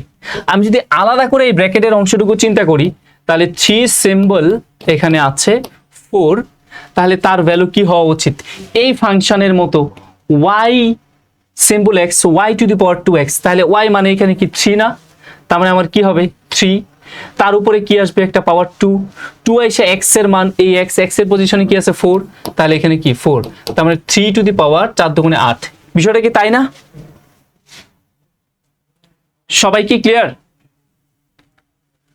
এইবার এই অংশটুকুর ক্যালকুলেশন করে আমি কি পাইলাম, 3 টু দি পাওয়ার 8 পাইলাম। তাহলে আবার একটা সিম্বল, এবার 2, তাহলে এখন কি দিবে, এখনো y এর পজিশনে কি আছে 3 টু দি পাওয়ার 8, তার সাথে ইনটু হবে কি 2, তার সাথে ইনটু এই যে এই 2টা ফাংশনের 2, আর পরে কি x এর পজিশনে কি আছে, এখানে x এর পজিশনে কি আছে 2, তাহলে আরেকটা 2, তার মানে এখানে কি আছে 3 টু দি পাওয়ার 8 দুগুণে 16, 16 দুগুণে 32। কি অদ্ভুত বিষয় লাগলো না অনেকের কাছে? ক্লিয়ার, বুঝছেন কিছু? হ্যাঁ, তাহলে আপনি ধরে রাখেন এই টাইপের যে প্রথমটা তো আমি একটা শুরু করলাম আপনাকে, তারপরে পরপর 2টা কোশ্চেন দেখালাম, লাস্টে আরেকটা দেখেন। যে এইগুলা যে আপনারা যদি বলেন যে এইগুলো আসে না, আমাদের ক্যারিয়ার ম্যাপের মূল যে লেকচার শিটটা ছিল আগের ভার্সনে, আমি এবারও আছে, আমি কিন্তু আমাদের 15 নম্বর লেকচারের সূচকের ক্লাসগুলোতে কিন্তু আমরা একটা এরকম কোশ্চেন রেখেছিলাম যে এক্স এর উপরে যদি আপনার পাওয়ার এইখানে কিছু থাকে, এই বিষয়টা এরকম ছিল যে পায়ের উপরে এক্স আছে, তাহলে সে কি প্রডিউস করবে, সে এখানে প্রডিউস করবে হচ্ছে পাই বাই, আমরা এরকম করে লিখে দিছিলাম পাই বাই ছিল না, মেবি এখানে 4/পাই এমন কিছু একটা ছিল, এই টাইপের একটা কোয়েশ্চেন ছিল। তো এইটা ব্যাখ্যা করতে গিয়ে আরো কয়েকটা কোয়েশ্চেন দেখাইছিলাম, তো ওইগুলা যারা করছিল তারা কিন্তু এগুলো খুব সহজ আনসার করে আসতে পারছে। এখানে বলছে ইফ এক্স, এখানে একটা সিম্বল ওয়াই, তো সে কি প্রডিউস করবে, এক্স আর ওয়াই যোগ করে হোল স্কয়ার করে দিবে, মাইনাস এক্স মাইনাস ওয়াই বিয়োগ করে হোল স্কয়ার করে দিবে। তাহলে এক্স এবং ওয়াই রিপ্লেসমেন্টে আমরা একটু দেখি। তো এইখানে এক্স এর রিপ্লেসমেন্টে আমরা দেখতে পাচ্ছি √5, তারপরে সেম সিম্বলটা আবার ওয়াই রিপ্লেসমেন্টেও আমরা √5 দিতেছি, তাহলে সে কি রেজাল্ট দিবে, দুইটাকে যোগ করে বড় করে দিবে, তার মানে এটা 5 কিন্তু √5। তার মানে এইখানেও আমরা কি করব, √5, এই √5 প্লাস √5 হোল স্কয়ার করে দেব, মাইনাস √5 মাইনাস √5 হোল স্কয়ার দেব। বিষয়টা এমনই হওয়ার কথা। তার মানে এই দুইটা যোগ করলে কি হবে, 2 √5 তার উপরে হোল স্কয়ার মাইনাস এখানে 0, তার মানে 2 এর বড় কত 4 আর √5 এর বড় কত 5, 4 5 কত 20, শেষ। বুঝা গেল? ওকে, এবার ডেটা সাফিসিয়েন্সির একটা কোশ্চেন দেখাই আপনাদের। এই যে পরীক্ষায় আসা কোশ্চেন ডেটা সাফিসিয়েন্সি। তো আজকে তো আর টাইমও নেই, আমরা কি শেষ করে দিব? শেষ করে দেই আমরা, প্রয়োজনে কালকে আপনাদের ডেটা সাফিসিয়েন্সি রিলেটেড বা আরো যে গ্রাফ চার্ট আছে এগুলো দেখাবো না, সমস্যা নেই। অনেকে হয়তো আমাদের সাথে যুক্ত আছেন, অনেকে হয়তো আমার যে গ্রুপটা ছিল সেই গ্রুপ থেকেও যুক্ত হয়েছেন না, অ্যানালিটিক্যাল স্কিলের অনেকে হয়েছেন মেবি। আচ্ছা যাই হোক, তো যারা ইতিমধ্যে ভর্তি হয়েছেন তারা ফাইন, ভালো। আর যারা এখনো হন নাই, আপনারা চাইলে হইতে পারেন, কারণ হওয়াটা উচিত। এই টপিকের উপর আপনারা যারা এডির পরীক্ষা দিতে যাচ্ছেন, সুতরাং ক্লাস কবে থেকে শুরু, আমরা বলেছি 24 তারিখ থেকে, আপনাদের ঈদের আগে থেকে ক্লাস শুরু করে দিব। এবং এডির আগে আমরা যেহেতু এটা শেষ করব, এবং অফকোর্স আমাদের সেটা শেষ করতেই হবে, কারণ আপনারা এটা করে যেটা করবেন সেটা হচ্ছে সরাসরি এডি পরীক্ষা দিতে যাবেন, এবং সিনিয়র অফিসারের তো আপনার সার্কুলার হয়েই গেল। তো এখন থেকে যদি আপনার প্র্যাকটিসে না থাকে, তাহলে এই যে 20 মার্ক, এই 20 মার্ক কিন্তু আপনার জন্য অনেক বড় কাটা হয়ে দাঁড়াবে। তো এইখান থেকে ভাই 20 মার্ক তো পাওয়া দরকার নেই, আপনি 50% মার্কও যদি পান আর প্র্যাকটিস করে যদি পান যান আর কি পরীক্ষায়, তো নিঃসন্দেহে এগুলোতে 50% মার্ক পাওয়া যাবে। খুব যে ঝামেলা হবে তা কিন্তু না। স্যার ক্লাস টাইম কখন হতে পারে? ক্লাস টাইম ম্যাক্সিমাম ক্ষেত্রে রাতে হবে, আর যদি রাতে না হয় এক্সেপশনাল 1-2 দিন এদিক সেদিক হতে পারে।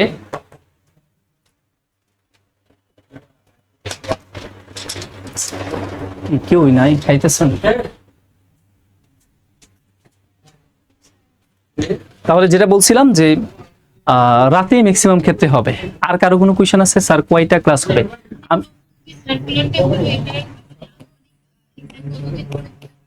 শেষ করতে হবে।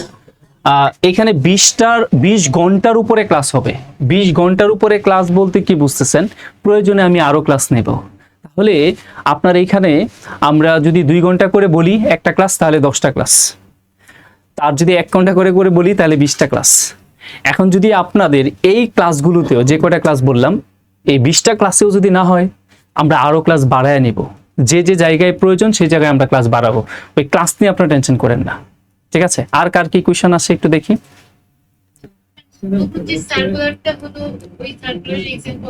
আচ্ছা বলতেছি, রেকর্ড ক্লাস থাকবে কিনা, লাইভটা ক্যান্সেল করে দেন। রেকর্ড ক্লাস মাস্ট বি থাকবে, অবশ্যই রেকর্ড ক্লাস থাকবে, ঠিক আছে?